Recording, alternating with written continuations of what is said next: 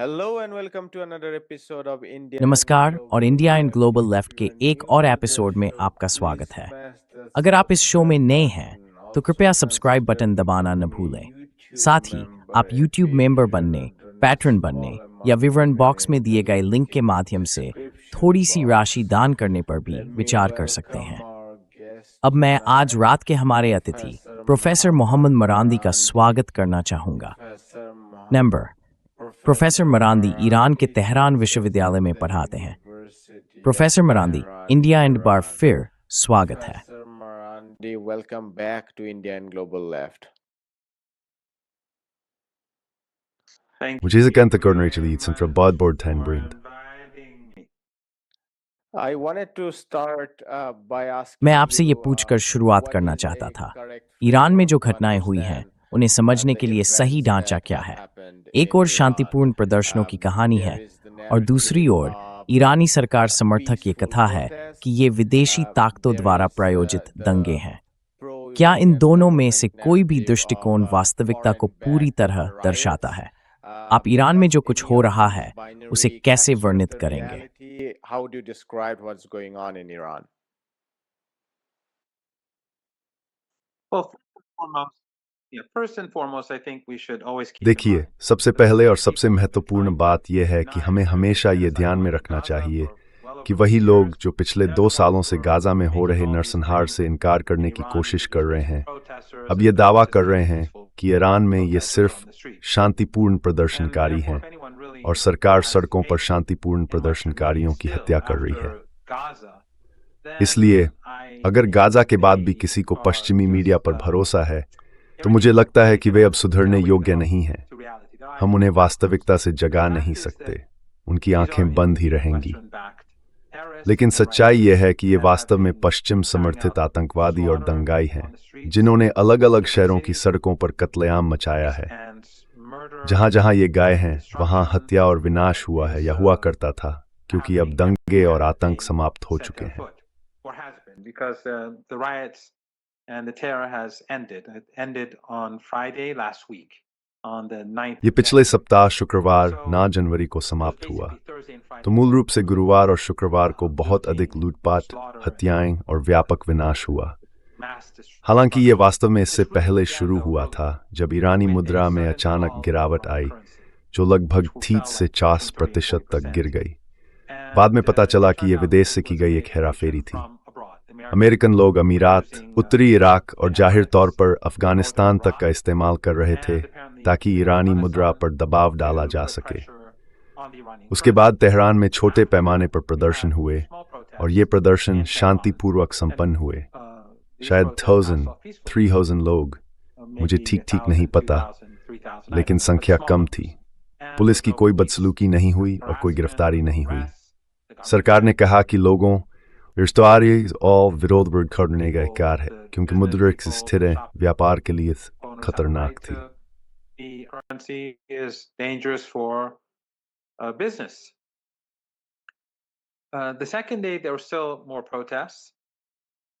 दूसरे दिन भी विरोध प्रदर्शन जारी रहे और मुद्रा पर अब भी काफी दबाव था। ये स्थिति कुछ दिनों तक बनी रही। फिर हमने अचानक दंगाइयों का प्रकट होना देखा। बहुत पेशेवर, बहुत संगठित और माचेटे, बंदूकें, कुल्हाड़ियां, सब कुछ लेकर सशस्त्र। वे बहुत हिंसक थे, खासकर गुरुवार और शुक्रवार को। केवल तेहरान में ही हमने दर्जनों फायर इंजन नष्ट होते देखे, बहुत महंगे, जिन्हें प्रतिबंधों के कारण बदलना मुश्किल है, और कई सार्वजनिक बसें भी।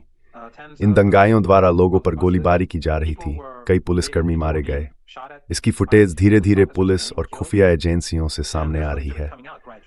तो कुछ दिनों तक बिना किसी गिरफ्तारी, बिना पुलिस उत्पीड़न और बिना टकराव के शांतिपूर्ण प्रदर्शनों के बाद हमने बहुत प्रशिक्षित दंगाइयों के समूहों की घुसपैठ देखी।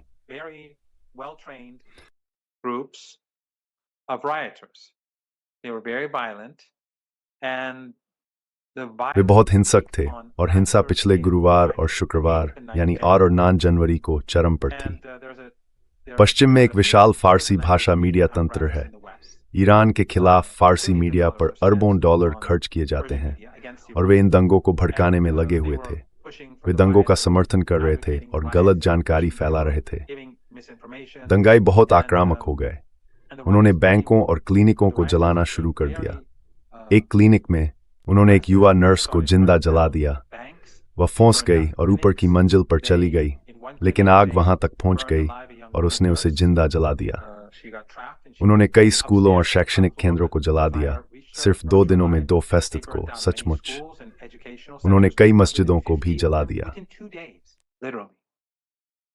They burned down many mosques. In one mosque, they trapped 2 young men inside and kept throwing. एक मस्जिद में उन्होंने 2 युवकों को अंदर फंसा लिया और मोलोटोव कॉकटेल फेंकते रहे जब तक कि वे जिंदा जल नहीं गए। उन्होंने लोगों के सिर काट दिए, उन्होंने लोगों के सिर कुचल दिए, पत्थरों, तलवारों और कुल्हाड़ियों से उन्हें मार डाला। यह बेहद भयानक था और उसका वीडियो मौजूद है। पुलिस धीरे धीरे वीडियो जारी कर रही है। पहले वे उसे जांचते हैं, लोगों की पहचान करते हैं और हथियारों को ढूंढने की कोशिश करते हैं। आज उन्होंने उनमें से कुछ को गिरफ्तार किया है। कल उन्होंने कुछ और को पकड़ा और फिर वे वीडियो जारी करते हैं ताकि लोग देख सकें। ये वास्तव में भयावह है। एक चिकित्सक जिसे मैं जानता हूं, उसने कई लोगों का ऑपरेशन किया। उसने कहा कि कई घाव और उसके अस्पताल में हुई कुछ मौतें पिस्तौल से हुई थी। उन्हें नजदीक से गोली मारी गई थी, अक्सर पीछे से। And they were shot at from close range and often from behind. And it's clear that these people were hunting down people. और ये स्पष्ट है कि ये लोग सड़कों पर दूसरों का पीछा कर रहे थे और लोगों से अराजकता फैलाने के लिए कह रहे थे। वे बैंकों को जला रहे थे, यहाँ तक कि पेड़ों को भी जला दिया। और जैसा कि मैंने कहा, ये पूरी तरह से अराजकता थी। केवल तेहरान में ही दर्जनों फायर इंजन जला दिए गए और दर्जनों सार्वजनिक बसें भी। और फिर निश्चित रूप से जो बात इसे सबसे दिलचस्प बनाती है वो ये है कि पश्चिमी मीडिया मूल रूप से कह रहा है कि ये शांतिपूर्ण प्रदर्शनकारी थे, लेकिन इजरायली शासन इससे असहमत है। पोम्पेयो, जो CIA के प्रमुख थे, ने कहा कि मोसाद इन दंगाइयों के साथ जमीन पर मौजूद है। मोसाद ने खुद एक फारसी भाषा में बयान जारी किया जिसे मैंने ट्वीट किया है। मैंने ये सब ट्वीट किए हैं जिसमें कहा गया है कि वे जमीन पर मौजूद हैं। And said that we're on the ground. Channel 14 of the Israeli regime. Israeli शासन के चैनल 14 ने कहा कि एक विदेशी सरकार, अंदाजा लगाए कौन, ने हर तरह के हथियार भेजे जिनसे सैकड़ों पुलिसकर्मी, कानून प्रवर्तन अधिकारी और स्वयंसेवक मारे गए। और इसलिए वे खुद इसे स्वीकार कर रहे हैं, वे इस पर घमंड कर रहे हैं। फिर आप देखते हैं कि ये पश्चिमी विश्लेषक नाराज हो रहे हैं कि इजरायली अपने शांतिपूर्ण प्रदर्शनकारियों की झूठी कहानी को बर्बाद कर रहे हैं। तो इजरायली शासन ये कह रहा है, अमेरिका के पूर्व CIA प्रमुख ये कह रहे हैं, और ईरान से आने वाले वीडियो स्पष्ट रूप से दिखा रहे हैं कि ये लोग दूसरों की हत्या कर रहे हैं। मैंने खुद भी कुछ वीडियो देखे हैं, हालांकि मैं उनमें से कुछ पोस्ट नहीं कर सकता क्योंकि X मेरी उम्र की पुष्टि नहीं करेगा।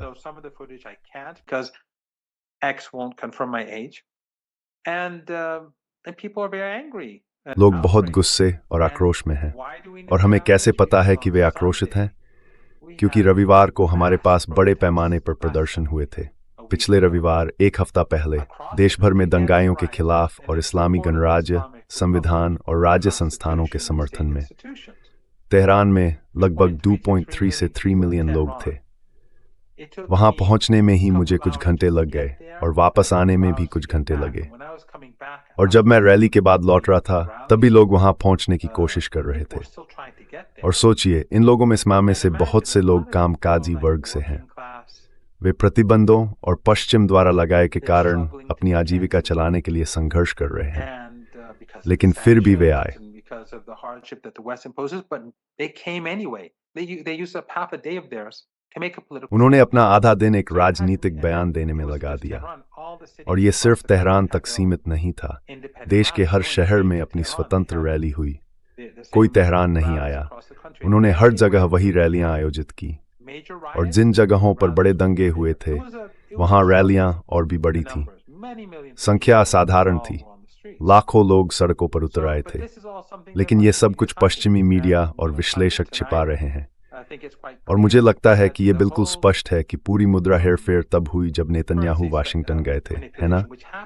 उन्होंने ट्रंप से मुलाकात की और फिर हमारे यहाँ मुद्रा हेरफेर हुआ। उसके तुरंत बाद हमने देखा कि ये संगठित दंगाई और आतंकवादी देश भर में सड़कों पर उतर आए, शांतिपूर्ण प्रदर्शन को ऐसी था इस्तेमाल करते हुए।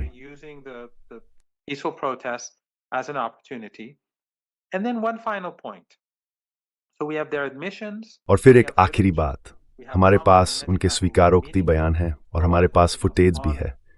हमारे पास ट्रंप और नेतन्याहू की बैठकों के वीडियो हैं। लेकिन एक और बात, गुरुवार की रात को ईरानियों ने इंटरनेट काट दिया। मेरा मतलब है, मुझे ठीक याद नहीं कि इंटरनेट कब बंद हुआ था, लेकिन जब उन्होंने ऐसा किया तो हमने दंगों में तेजी से गिरावट देखी।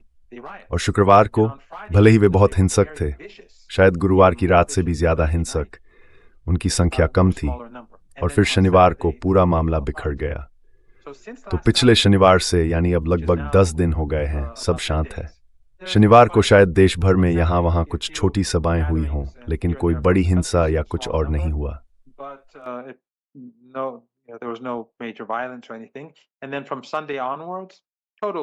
और फिर रविवार से पूरी तरह सन्नाटा। तेहरान से जो बातें लोग सुन रहे हैं, लोगों के मारे जाने की, वह सब झूठ है। ईरान, पूरा देश पूरी तरह शांत है। तो इंटरनेट बंद करने का क्या मतलब है? यह इन दंगों के खत्म होने के साथ साथ दिखाता है कि उन्हें विदेश से आदेश मिल रहे थे। उनका समन्वय विदेश से किया जा रहा था। ये दंगाई अलग अलग समूहों से थे। तुम्हारे पास मुजाहिदीन नामक आतंकवादी संगठन है जो पश्चिम में एक पंथ की तरह है। कुर्द लोगों व अमूर, राजस्थान समूह, बलूचिस्तान में वहाबी, सल्फी, तकफीरी समूह और ISIS के वे लोअर, ये सभी वक्रिया हैं।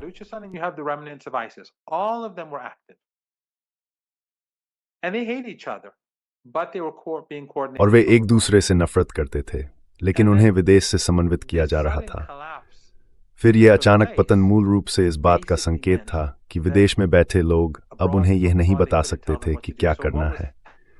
उदाहरण के लिए, रश्त शहर में क्या हो रहा था? एक इलाके में दंगे हो रहे थे, पुलिस वहां जाती थी और फिर उन्हें कहा जाता था, ठीक है, अब इस दूसरी जगह जाओ। वे जाते और किसी बाजार पर हमला करते और इस पूरा बाजार जला देते। लेकिन जब संचार बंद कर दिया गया तो वे अब पहले की तरह आदेश नहीं पा सकते थे और इस तरह वे बिना नेतृत्व के रह गए। कुछ घंटों बाद, लगभग 12 घंटों के भीतर, पूरा मामला बिखर गया।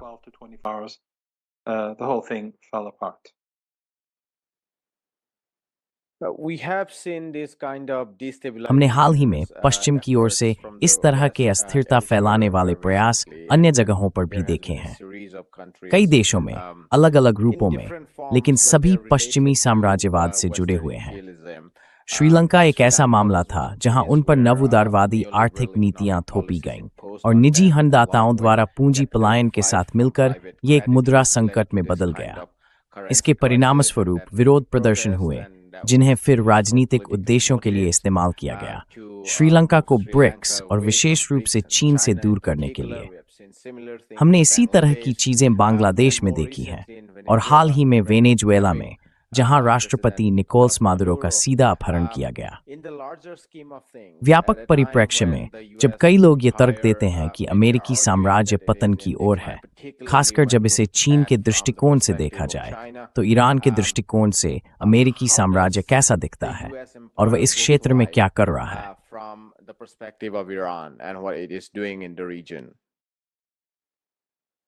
मुझे लगता है कि ये स्पष्ट है कि ये तेजी से गिरावट की ओर जा रहा है, लेकिन जैसे जैसे ये गिर रहा है, यह और भी अधिक क्रूर होता जा रहा है। सभ्य होने और मानवाधिकारों का समर्थन करने का जो दिखावा था, वह सब खत्म हो गया है। हमने अभी देखा कि ट्रंप ने खुद कहा, अब जब मुझे नोबेल शांति पुरस्कार नहीं दिया गया, तो मैं अलग तरह से व्यवहार करूंगा। वह एक असभ्य व्यक्ति हैं, लेकिन वह कुछ बहुत बड़े का प्रतीक हैं, और वह यह है कि पश्चिम ने अपना मुखौटा उतार दिया है। ईरान के मामले में मुझे लगता है कि काफी स्पष्ट है कि इस पूरी प्रक्रिया का उद्देश्य ट्रंप नेतन्याहू की बैठक, ईरानी रियाल में हेरफेर और फिर दंगे, सब कुछ समन्वित था। ये दंगाई स्पष्ट रूप से बहुत अच्छी तरह प्रशिक्षित थे। उनमें से कई के पास हथियार थे। कम से कम 300 से 66 पुलिसकर्मियों और स्वयंसेवकों की हत्या कर दी गई। कल्पना कीजिए, अगर ऐसा कुछ संयुक्त राज्य अमेरिका हुआ तो क्या होता? Imagine if this had happened in the United States. If you multiply it by 4, taking the US अगर आप इसे population, 4 से गुना करें 8,200 और अमेरिकी जनसंख्या को ध्यान में रखें तो ये मान लीजिए कि संयुक्त राज्य अमेरिका में 2 दिनों में लगभग 200 से 89 पुलिस अधिकारियों की हत्या हो जाएगी। तब प्रतिक्रिया क्या होगी? याद कीजिए, हाल ही में आईसीस के एक अधिकारी ने एक महिला के चेहरे पर गोली मारी थी और ट्रंप ने उसका बचाव किया था।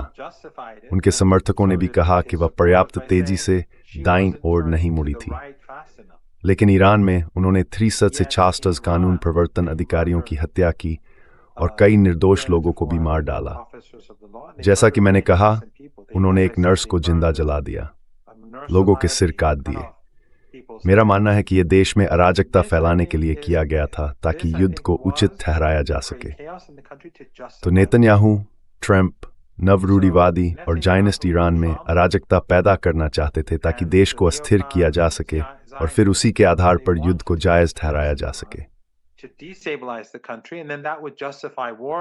Trump could carry out heavy airstrikes, and then Trump भारी हवाई हमले कर सकते थे और फिर उनके सपनों में यह राजनीतिक व्यवस्था को उखाड़ फेंकने जैसा होता। लेकिन ईरानियों ने उन्हें मात दे दी। सबसे पहले उन्होंने इंटरनेट बंद कर दिया, लेकिन उनके पास ईरान में जबरदस्त जन समर्थन भी है। भीड़, कोई भी प्रेस टीवी पर जाकर पिछले रविवार की लगातार कवरेज देख सकता है। और ये सिर्फ प्रेस टीवी ही नहीं था, अल आलम भी था और विदेशी मीडिया भी मौजूद थी। आरटी वहां था, अरबी और अंग्रेजी दोनों में। सीसीटीवी वहां था, सीजीटीएन वहां था, अल जजीरा इंग्लिश वहां था, अल जजीरा अरबी वहां था, अल मयादीन वहां था, तुर्की के पत्रकार भी वहां थे। पश्चिम ये दिखावा नहीं कर सकता कि राज्य को जन समर्थन प्राप्त नहीं है। किसी भी स्थिति में मेरा मानना है कि यह ईरान पर हमला करने की साजिश थी। But in any case, I think that this was a conspiracy to attack Iran. But now that it has failed, we have to see what the United States. लेकिन अब जब ये विफल हो गया है, तो हमें देखना होगा कि संयुक्त राज्य अमेरिका क्या करता है। मुझे अब भी लगता है कि इस बात की बहुत अधिक संभावना है कि संयुक्त राज्य अमेरिका उस देश पर हमला करेगा। ईरानियों ने विभिन्न माध्यमों से अमेरिकियों को चेतावनी दी है कि ये एक पूर्ण युद्ध होगा। राष्ट्रपति पेसाचिन ने यह कहा है और अन्य लोगों ने भी यही बात कही है। इसलिए यदि संयुक्त राज्य अमेरिका हमला करता है तो मुझे लगता है कि हमें एक वैश्विक आर्थिक पतन की उम्मीद करनी चाहिए, क्योंकि तब काकेशस, फारस की खाड़ी या लाल सागर से तेल और गैस की आपूर्ति नहीं होगी। मुझे लगता है कि हम एक बड़ी आर्थिक मंदी देखेंगे जो 1926 से भी बदतर होगी। मैं इसे इसी तरह देखता हूं यदि संयुक्त राज्य अमेरिका और ईरान के बीच युद्ध होता है।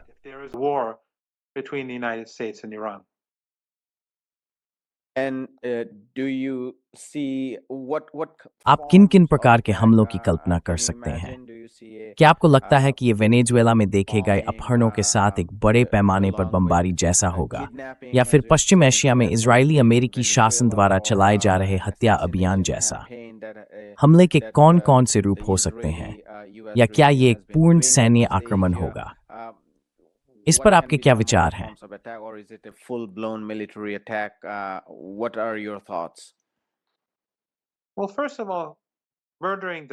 देखिए, सबसे पहले तो नेता की हत्या करने से कुछ भी नहीं बदलेगा, क्योंकि ईरान का अपना संविधान है।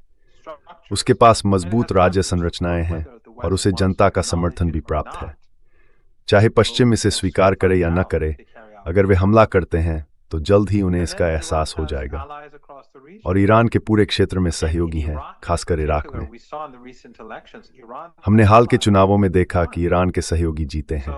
इसलिए इराक वगैरह जहां एस्टी स्टेंज हाउथ इज स्ट्रेस टेक्सास। मुझे नहीं पता करके न जिनाब टूर एंड हेवरी स्वॉर्ड, ये तो स्पष्ट है, लेकिन खतर मौजूद।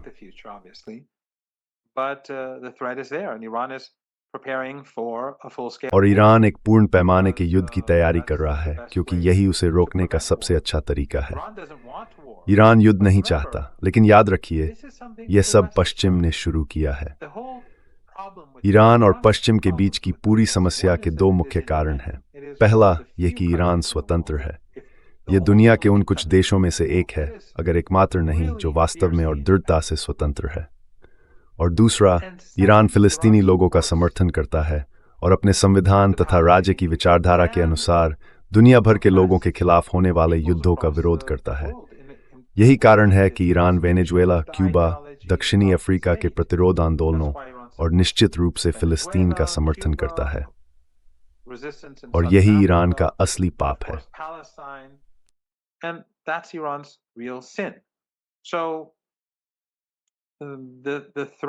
इसलिए युद्ध के खतरे को बहुत गंभीरता से लिया जाना चाहिए। और मुझे ये भी बहुत दिलचस्प लगता है कि पश्चिमी मीडिया ये झूठी कहानी बना रहा है कि ईरान शांतिपूर्ण प्रदर्शनकारियों की हत्या कर रहा है, लेकिन वास्तव में पश्चिमी मीडिया जो कर रहा है गाजा की तरह, वह पीड़ित को ही दोषी ठहरा रहा है। पश्चिमी और इजरायली आतंकवादियों ने और वित्तपोषित पेशेवर प्रशिक्षित दंगाइयों ने बड़ी संख्या में लोगों की हत्या की, जिनमें सैकड़ों पुलिसकर्मी और स्वयंसेवक शामिल थे जो सड़कों की रक्षा कर रहे थे। सैकड़ों फुट सामने आ रही है। मैंने कम से कम पता नहीं अलग-अलग 3 क्लिप्स कल यह स्ट्रे कि वे कैसे थे।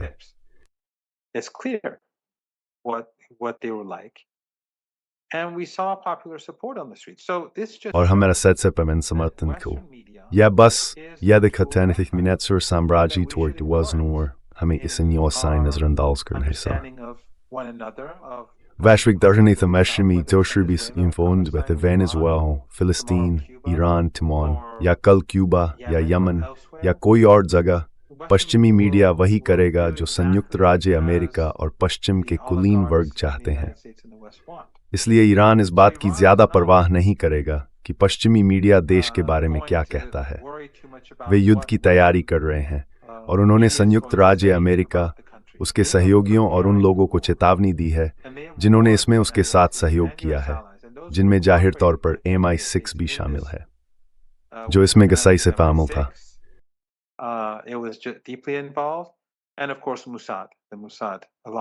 और निश्चित रूप से मोसाद वही मोसाद, CIA के साथ अन्य एजेंसियों हैक, लेकिन ये तीनों गौर स्पष्ट हैं, वे शामिल हैं। इसलिए ईरान पश्चिम को चेतावनी दे रहा है कि अगर तुम युद्ध शुरू कर सको तो हमारे लिए यह पूर्ण युद्ध होगा। हम एक बहुत ही खतरनाक स्थिति में हैं। मैं भविष्यवाणी नहीं कर सकता। ट्रंप ने साइबर युद्ध की धमकी दी है, लेकिन हमने यह भी देखा कि ट्रंप ने बड़े पैमाने पर हुए दंगा विरोधी प्रदर्शनों और राज्य के समर्थन में हुए प्रदर्शनों के बाद कुछ हद पीछे हटने का रुख अपनाया। हमने देखा कि ट्रंप ने स्वीकार किया कि गोलीबारी दोनों पक्षों से हो रही थी। मुझे नहीं पता कि तुम्हें वह याद है या नहीं।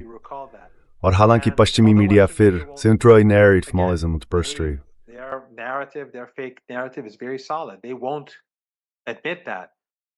वे ये बात स्वीकार नहीं करेंगे, लेकिन मेरा मानना है कि कुछ दिन पहले फाइनेंशियल टाइम्स ने एक लेख में, जिसे मैंने रीट्वीट भी किया था, यह स्वीकार किया था कि ये लोग सड़कों पर थे, काले कपड़ों में, कमांडो जैसे, ये आतंकवादी। लेकिन किसी भी स्थिति में अभी हम ऐसी परिस्थिति में हैं जहां इस ग्रह पर हर व्यक्ति का भाग्य और जीवन किसी न किसी रूप में व्हाइट हाउस में लिए गए निर्णय से प्रभावित होगा। और लोग ये पूछ सकते हैं कि अगर ऐसा निर्णय पूरी दुनिया और संयुक्त राज्य अमेरिका में इतनी तबाही मचाने वाला है, तो व्हाइट हाउस ऐसा क्यों करेगा? इसका जवाब स्पष्ट है, क्योंकि निर्णय लेने वाले लोग इजराइल प्रथम सोच रखते हैं।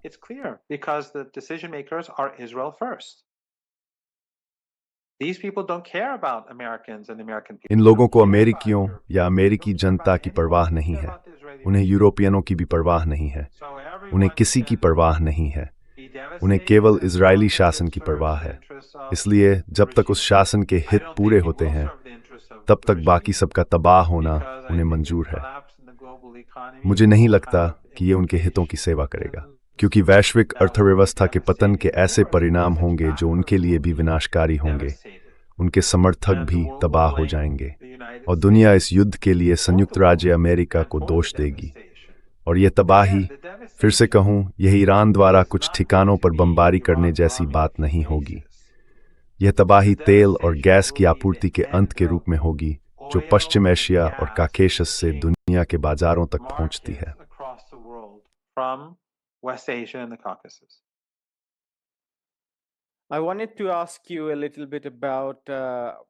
मैं आपसे दिदंग साइम के बाल थोड़े अपने चाहता था उनका आकार और उन्हें दीजिए वैधता देने में।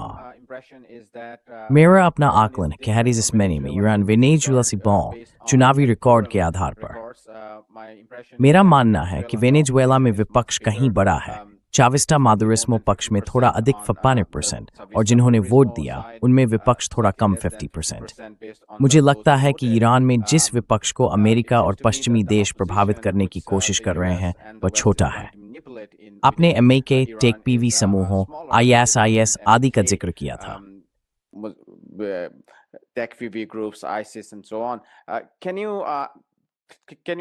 क्या आप उनके विचारधाराओं, उनके स्वभाव, उनके आकार और ईरान में इन समूहों के प्रति जनभावना के बारे में थोड़ा और विस्तार से बता सकते हैं? क्योंकि हम ट्रंप प्रशासन से ये सुनते आ रहे हैं कि वे ईरानी जनता को बचाने के लिए वहां हैं। विडंबना यह है कि जिन प्रदर्शनों का आपने शुरुआत में जिक्र किया वे तो सबसे पहले अमेरिका द्वारा लगाए गए कठोर प्रतिबंधों के कारण ही हुए थे। तो आप प्रतिबंध लगाते हैं, अर्थव्यवस्था को कुचल देते हैं और फिर उसी का इस्तेमाल शासन परिवर्तन के अभियान को सही ठहराने के लिए करते हैं। तो अगर आप बता सकें तो हमें ईरान में विपक्ष के बारे में बताइए।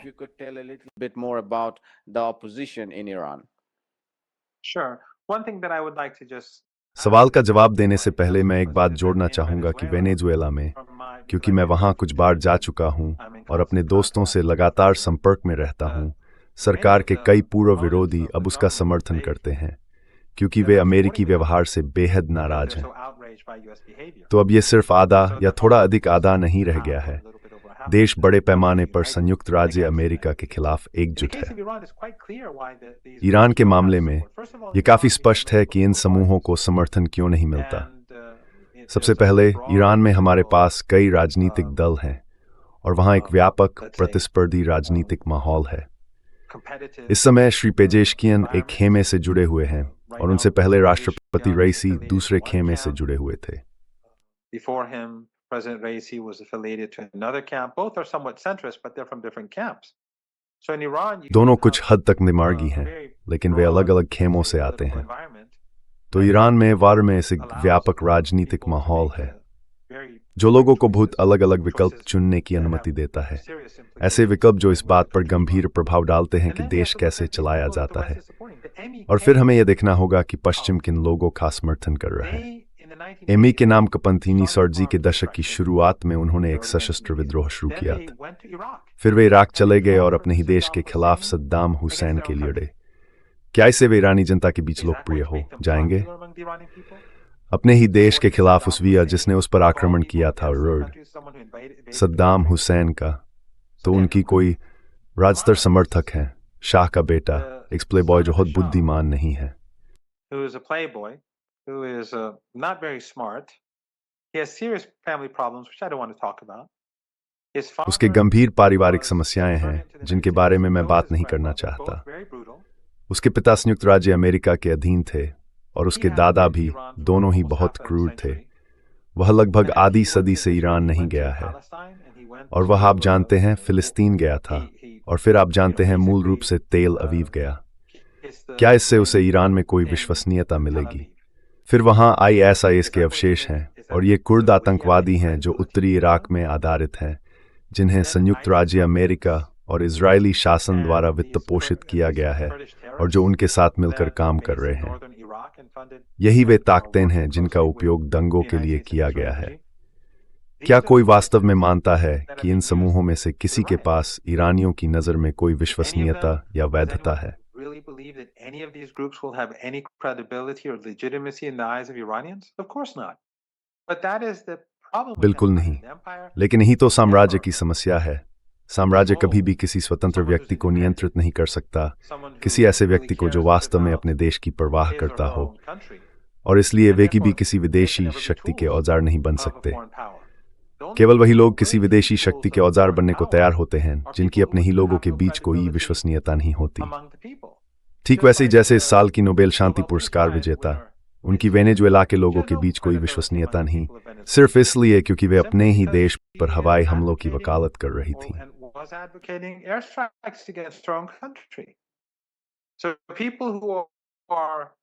तो जो लोग और शाह का बेटा भी संयुक्त राज्य अमेरिका से ईरान पर बमबारी करने की मांग कर रहे हैं, क्या कोई समझदार व्यक्ति सोचता है कि ईरानी लोग इसका समर्थन करेंगे? आप जानते हैं हर जगह कट्टरपंथी मिलेंगे और मूर्ख लोग भी हर जगह मिलेंगे, लेकिन ईरानियों की भारी बहुमत कभी भी MIK पंथ या राजतंत्रवादियों या ISIS या संयुक्त राज्य अमेरिका और इजराइल से जुड़े इन कुर्द आतंकवादियों में शामिल नहीं होगी। ये बिल्कुल साफ है। यही एक कारण है कि पिछले सोमवार इतने सारे लोग सड़कों पर उतरे, क्योंकि वे ये राजनीतिक संदेश देना चाहते थे कि वे ऐसा होने नहीं देंगे।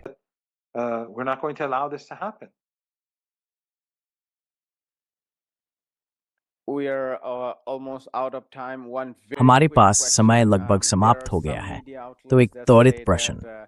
कुछ मीडिया संस्थान कह रहे हैं कि अमेरिका के खाड़ी सहयोगी देश अमेरिका को ईरान पर हमला न करने के लिए मनाने की कोशिश कर रहे हैं। आपने उल्लेख किया था कि इन देशों में से कुछ का उपयोग ईरानी मुद्रा को अस्थिर करने के लिए वित्तीय अड्डों के रूप में किया जा रहा है। इस समय आप अमेरिका के खाड़ी सहयोगियों से किस तरह की भूमिका निभाने की उम्मीद करते हैं?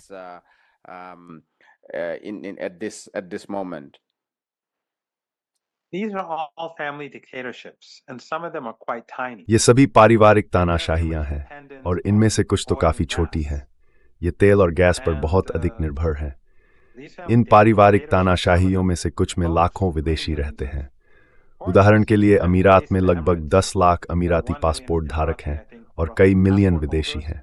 यही बात बहरीन, माफ कीजिए, कतर और अन्य जगहों पर भी लागू होती है। अगर तेल या गैस नहीं रहे तो ये शासन लंबे समय तक नहीं टिकेंगे।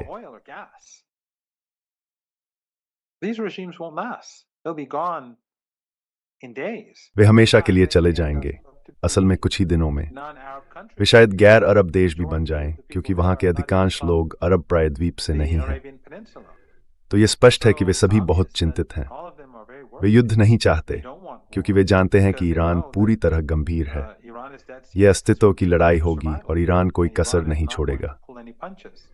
दूसरी ओर वे इसलिए भी बहुत चिंतित हैं क्योंकि पिछली दशकों में अपनी मूर्खताओं के बावजूद सीरिया में ISIS और अल-कायदा का समर्थन करना और 2015 में यमन में उस नरसंहारकारी युद्ध का समर्थन करना जिसमें तुर्की और कतर भी शामिल थे।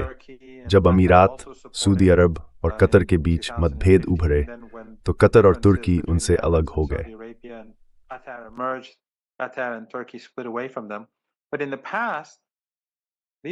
अतीत में ये देश ईरान को निशाना बना रहे थे, निश्चित रूप से संयुक्त राज्य अमेरिका की ओर से और उसके साथ समन्वय में। लेकिन अब वे इजराइल यानी इजरायली शासन को लेकर चिंतित हैं। सभी जानते हैं कि अगर ईरान कमजोर होता है तो तुर्की, सऊदी अरब और पूरा क्षेत्र गंभीर मुसीबत में पड़ जाएगा। इसलिए वे सभी इजरायली शासन को लेकर चिंतित हैं और अपनी खुद की किस्मत को लेकर भी परेशान हैं। जैसा कि मैंने कहा, ईरान अब कोई नरमी नहीं दिखाएगा। अगर युद्ध हुआ और वैश्विक आर्थिक पतन हुआ तो पश्चिमी देशों के लोग समझ जाएंगे कि उनके नेताओं ने ही उन्हें इस स्थिति में पहुंचाया है। इसका अंत किसी के लिए भी अच्छा नहीं होगा, खासकर उनके लिए नहीं जिन्होंने इस संघर्ष की शुरुआत की। और मुझे लगता है कि लोग सबसे पहले ट्रंप को ढूंढेंगे, ये जानने के लिए कि उन्होंने वैश्विक अर्थव्यवस्था को क्यों बर्बाद किया।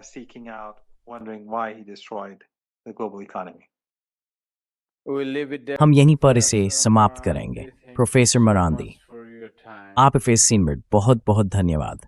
आप आपका वाह हमेशा खुश थिन। नमस्ते, मेरा नाम आयुष्मान है। मैंने मुदियार ज्योतिष्मान के साथ मिलकर इस प्लेटफॉर्म की शुरुआत की है। पिछले 2 वर्षों में हमने वामपंथी और प्रगतिशील विचारधाराओं के लिए सामग्री तैयार करने की कोशिश की है।